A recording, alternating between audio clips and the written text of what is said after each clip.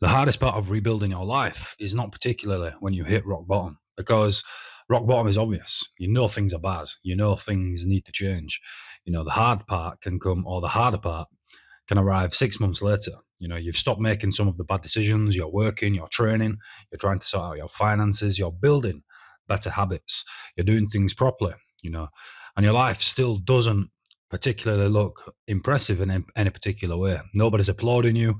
Nothing dramatic has happened. There's been no transformative event. Your life hasn't transformed. You haven't built Rome yet. And you start wondering to yourself, well, is any of this actually working? And that's the part of rebuilding that I don't think enough people talk about. I don't think is spoken of enough, because rebuilding your life can often feel like failure long after you actually start succeeding. When something major falls apart, a relationship, whether it's a career, finances, your confidence, whatever it may be, you don't immediately step into a better life. First, you need to lose the old one, and then there is a gap. And sometimes that gap can be a big one. The old identity is gone, but the new one hasn't arrived yet. It's not been built. You're somewhere in between, and that middle period can feel terrible at times. Maybe you're earning less money than you thought you'd be earning by now. Maybe you're living somewhere you never expected to live. Maybe your relationships aren't what you wanted them to be. Maybe you've started something new and nobody gives a goddamn poo. You look around and see people who appear to be further ahead than you. Better house, better car, better career, better money, more money, stable, proper relationship. And you're thinking to yourself, what the hell am I doing? But you're comparing their visible result with your unfinished foundation. And foundations don't look impressive, but they are the things that keep the house standing. Nobody takes a picture of an empty building and says, look how beautiful this is. But without that part, nothing else stands, you know? And that's what rebuilding actually looks like, essentially. You're building the framework, going out to work when you don't particularly love the job that you do, trading when nobody cares what you've lifted, saving 50 quid instead of spending it, not sending the message you shouldn't send, finishing the project even though nobody has even noticed yet and you've not even told anybody you're making a project or you're on a project, cleaning your house, getting some sleep, going to bed at a reasonable hour rather than sabotaging your entire week, month, year, and life. Getting up tomorrow and doing roughly the same thing again, and then the day after doing it again, and then the week after again, and repeating the process until something happens. It's boring. It's boring as hell sometimes. And that's exactly why people quit, because we're addicted to visible progress, especially in this day and age, in the internet era. Instant gratification is a real thing, and it's probably rotting your brain from the inside out. We want a dramatic before and after picture. We want somebody to notice that we've changed. We want the business to suddenly work, the body to suddenly transform, the money to magically appear, the confidence to come back. For a long time, the work improves before the life visibly improves. And that's dangerous because, you can be making genuine progress while emotionally feeling like nothing is actually happening.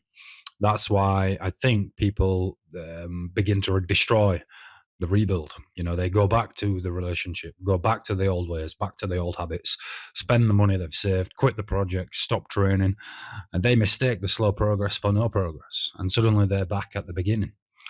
And, you don't want to be doing this. This is one of the things I see quite a lot in life. I see people, they make progress for a week, but because that visible progress isn't something like a bright red color on the wall, because it's hard to see, they slip back to their old ways.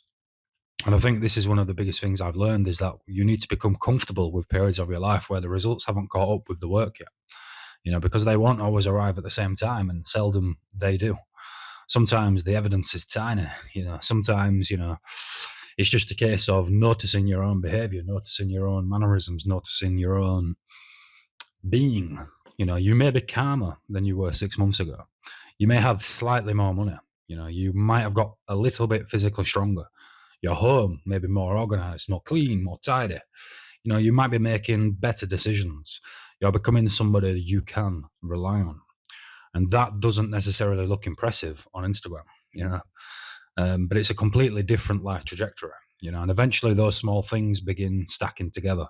And as I always say in a lot of the videos which I've made about self-improvement before, especially on a different channel, is that the small good decisions compound, and over time they result in something much larger than those small decisions when they were first made. You have to, I think, get to the point where you can ask yourself something simpler. Am I making better decisions than I were 6 months ago? If you're at a point where you're rebuilding your life and it feels slow, you don't automatically assume it's failing. Just keep reminding yourself that, every small decision you make, which is going to better your life, is helping build the path in the right direction. You know, am I still training? Am I still cleaning my room? Am I making a better decision now than what I was 6 months ago? And if the answer is yes, you're probably further along than you actually give yourself credit for. You don't need to fix your entire life in a month. It's not going to happen. It might do, but it's unlikely. You need to keep enough good decisions together for long enough that eventually the outside world starts reflecting what you've already changed internally. The rebuild, it's it starts working long before it starts looking like it's working. And that's a strange thing. It's like, again, bringing it back to the house analogy. When you're building a house, it's all the groundwork first. You've got to get all the permission, you've got to get the planning, you've got to get all the foundations in. The walls and the windows go up rather quickly once everything else is done. Don't quit during the gap, because that's the part that does suck, and I know that very well. I experienced that myself a lot, but it might also be the part where it starts to change everything. Subscribe if you're rebuilding something yourself and want more conversations like this one. This is Jake O'Neill Talks, honest commentary on modern life.